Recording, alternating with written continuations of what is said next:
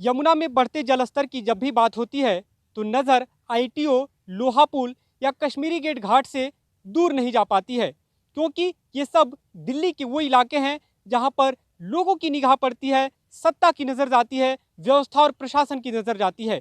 लेकिन सबसे ज़्यादा नुकसान उन लोगों को होता है जहां पर किसी की नज़र नहीं पड़ती। हम अभी जहां पर हैं यह यमुना खादर का इलाका है। यमुना के जो किनारे बसे लोग हैं, जो लोग बिहार या उत्तर प्रदेश से आकर लीज पर ज़मीन लेकर यहाँ पर खेती करते हैं, यहाँ के जरिए अपना भरण पोषण करते हैं, परिवार चलाते हैं, उन लोगों की क्या मुश्किलें होती है यमुना में जलस्तर बढ़ने से, वो हम आपको आज दिखाने की कोशिश करते हैं। ये अगर आप देखें तो ये खेत पूरी तरह से फसल के लिए तैयार थी। यहाँ पर शायद फसल की यहाँ पे बुआई या रुपाई होनी थी, लेकिन अगर आप देखें तो यहाँ पे नदी का कटाव हो रहा है। और ये जो यहाँ के लोग बता रहे हैं कि बीते कुछ दिनों में कई बीघे ज़मीन का कटाव यहाँ से हो चुका है। और यहाँ पे जो आप दरार हम आपको दिखा रहे हैं, जो आप ये जो दरार देख रहे हैं, ये दरार हो सकता है थोड़ी देर में फिर कट के गिर जाए।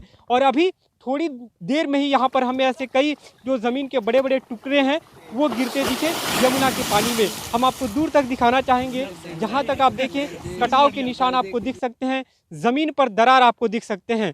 और इस दरार का जो एक कारण है, जो इसके कारण जो लोगों के मन में डर है, क्योंकि ये जो खेत आप देख रहे हैं इसमें कुछ अभी बुआई नहीं हुई थी, लेकिन बहुत सारे ऐसे लोग हैं यहाँ पे जिनके खेत है, जिनकी खेत में फसल है, और वे लोग इसके कारण नुकसान ना हो जाए उसके कारण अपनी जो बची खुची फसल है उसे यहाँ से वहाँ से निकाल के ले जा रहे हैं। क्या नाम है आपका? नन्हे। ये आपका खेत है? हाँ जी। क्यों तोड़ रहे हैं? मिर्च तो अभी पूरी तरह से पकी नहीं है। ये मिर्च खराब हो रही है ना, पानी से कट रही है। अच्छा, मतलब कटाव ना हो इसलिए आप तोड़ के लेके चले जाना हाँ। चाहते हैं। कितनी यहाँ पे बर्बाद हो गई मिर्च की फसल? 2 बीघे। 2 बीघे का खेत था ये? हाँ। कहाँ तक का था अगर हम 2 आपको बीघे कट गया, खेत तो काफ़ी है। 2 बीघे कट गया कट है? गया खेत। कितने दिन से कटा हो रहा है? अभी 2-3 दिन हुआ है। अच्छा, 2-3 दिन से कटा हो रहा है। हाँ जी। अगर ये पूरी मिर्च की फसल रहती तो आप कितना कमा लेते इससे? इससे तो 50,000, 30,000, 40,000 इसका कोई अंदाज़ा नहीं है। अच्छा, और ये ज़मीन आपने लीज पे ली थी हाँ, तो उसका भी किराया देना होगा? उसका देना पड़ता है ना। तो क्या किराया वसूल हो पाएगा, मतलब जितना अभी आपने दिया? कुछ नहीं, रोटी नहीं वसूल हो पा रही है, किराया कहाँ से वसूल हो जाएगा। अच्छा, हाँ।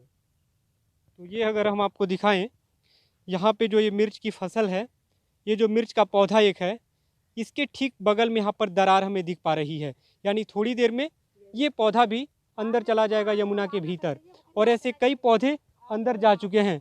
यहाँ पे जो कटाव हो रहा है हम आपको दिखाना चाहते हैं सामने, जो और लोगों की फसलें हैं और लोगों की खेती है यहाँ पर, उनका पूरी तरह से नुकसान हो गया है। और कुछ भाई हैं उनसे हम बातचीत करने की कोशिश करते हैं।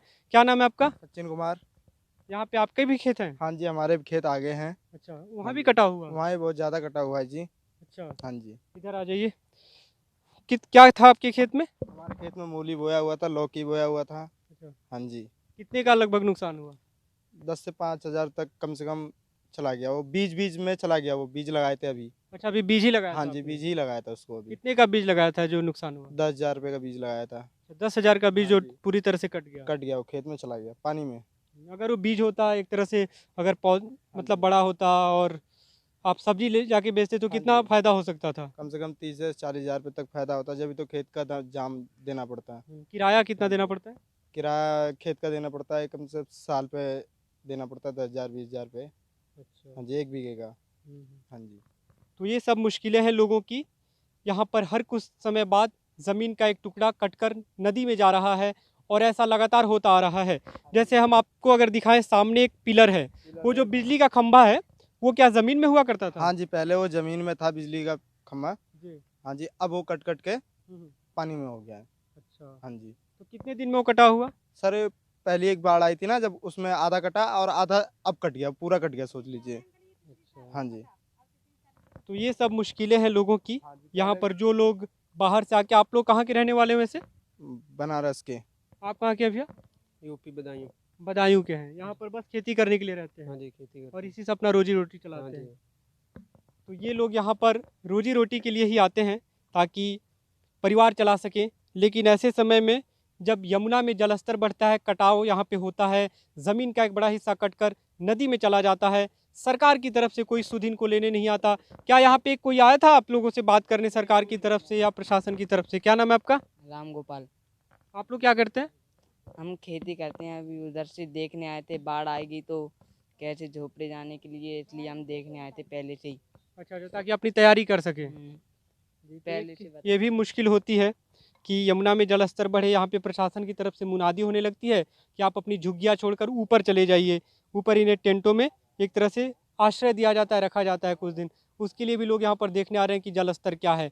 लेकिन इन सब से अलग यहाँ पे जो हम आपको दिखाते हैं, ये जो खेत का ही कटाव है, जो ये कुछ बह कर आ रही हैं फसलें, ये सब खेत के कटाव से ही यहाँ पर आगे यमुना में बढ़ते जा रहा है। और यहाँ पर जो मिट्टी का कटाव है वो लगातार जारी है। लोगों के सामने कहीं ना कहीं मुश्किलें हैं कि किस तरह अपने परिवार को चलाएं, किस तरह इसके ज़रिए रोजी रोटी की जो व्यवस्था थी उसे जारी रख सकें। निरंजन मिश्रा, ITV भारत, दिल्ली।